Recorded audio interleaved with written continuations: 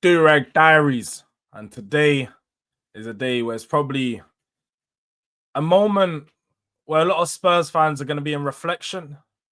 A day where we just have to look back and really truly appreciate a legend, an absolute Hall of Famer, and just an all-round amazing person in Heung Min Son, who has announced he will be leaving Tottenham after 10 years of spending at our club.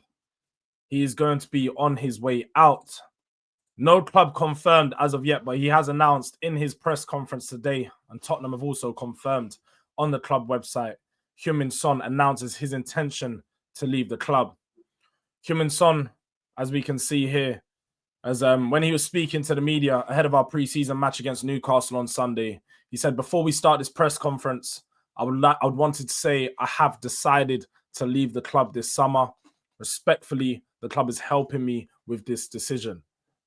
It was the most difficult decision I had to make in my career. Such amazing memories. It was so hard to make the decision. I need a new environment to push myself, a little bit of a change. 10 years is a long time. Came to North London as a kid, 23 years old, such a young age. And I leave this club as a grown man, a very proud man. I want to say thank you to all the Spurs fans for giving me so much love. And I hope the goodbye is also good timing, that this is the right time to make the decision. I hope that everybody can accept and respect that. And then you can see here just a little photo of him and Thomas Frank. There were some words here that was shed from Thomas Frank. But really, I think the biggest thing here is today for a lot of Spurs fans that we knew was coming. We spoke about this numerous of times over the last weeks, how we expected to see Sonny go. But actually seeing him announce it, it just hits that little bit different. And I'll be honest, I woke up to the news in the middle of the night. I was just getting all these messages, notifications. I looked at it. Didn't really take it in at the time because I thought, let me go back to sleep and wake back up. And then this morning, I'll be honest, my timeline has just been flooded with just amazing memories and moments of Sonny spending his time at Tottenham. Just for some stats for some people, I know people, some love people love the stats. And they want to know how many appearances he did make. He made a total of 454 appearances for Tottenham, the 7th highest ranking player in our history, scoring 173 goals in that time, becoming our 5th all-time leading goal scorer. So top 5 in that remarks. Also had the Puskas winning award goal in 2019. So for those of you who don't know, the best goal in the world of football when he dribbled past Burnley. And I'm sure many of you will remember that goal. Prime Sonny, just at his best, doing what he used to do, glide past players. And I'll be honest, it has been hard to see Sonny over the last few seasons, just regress and, get older as you do. Players are no longer the player where they was at 26, 27. They don't have the same energy. Their body can't recover the same way. So he's just not had that same little burst of pace, that quickness and that sharpness to his thinking, and that the ability to score some of those great goals that he scored, those goals like he did against Arsenal. The one of the best goals I've ever seen in a North London derby, when he put it top bins under Conte, sorry, in the lockdown football. Jose Mourinho or Conte, regardless, it doesn't matter. Goals that he scored in that hat-trick just a few seasons ago against Leicester when he put it top bins with his left foot, even at the King Power Stadium so long ago. Goals against West Ham, Man City in the Champions League. For me, I think my favorite ever Sonny moment might have to be that goal in the Champions League when he scored against Manchester City and he said, "Do you know who I am? Do you know who I am?" And he just reminded everybody in the world of football, but more importantly, Pep Guardiola, the guy who said, when you have Harry Kane, your team's going to score goals, suggesting that we was a one-sided team, a one-man team. And he just reminded them that we don't need Harry Kane. We've got Heung Min Son. And yeah, man, today is a really tough day, man. It's a really, really tough day. And I'm sure not just Tottenham fans, but Premier League fans can appreciate the legend, what Sonny has been across his time in the Premier League, And pretty much every single season, apart from his first one, he's averaged 20 GA at minimum, a bare minimum of 20 GA. He's just a consistent goal scorer, a player who you could see score goals with his left foot, right foot. And I'm pretty sure across the whole of Europe in the last 10 years, I should say 15, I say 10 years since 2014 to 2015, he's one of the players who have had the best finishing, outperforming his XG more than anyone. So he's a player who just, for Premier League fans, I'm sure they can appreciate he's a Premier League legend. I've seen some conversations to suggest that he may not be, but that would be just silly. He may not have lifted a Premier League trophy, and it was unfortunate to do so. Come close a few seasons with that Pochettino team, didn't lift the League Cup or an FA Cup. But in his last season, to leave with the Europa League, it does mean something. It means just that little bit different. The first ever South Korean player to captain his team to a European trophy. And I know there's some conversations going around already. Who's the biggest legend? Who's the bigger legend?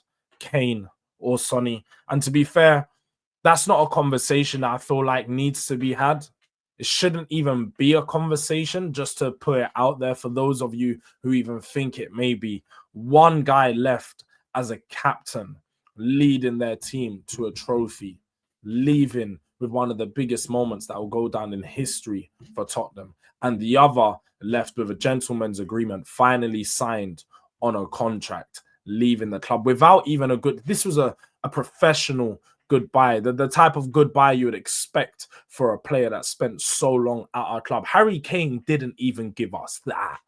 Harry Kane didn't even come out in the press conference and give us this. So what Sonny done to come out and say it is just shows the type of person he is. And yeah, I don't think there would ever be a perfect timing for him to come out and leave, and there never would be a good time to see Sonny go. And I know people have probably seen me and other Tottenham fans on stream sometimes in the moment of being emotional at game, get Sonny off. I'm ready to see Sonny go and all these things. But actually, when it's actually taking place, it just does hit that little bit different. So it is it's a tough moment, but it's a moment that we've probably expected, and one that I suppose a lot of Spurs fans needed to see. And we have to move on into this season without Sonny, just like we did a few years ago without Kane.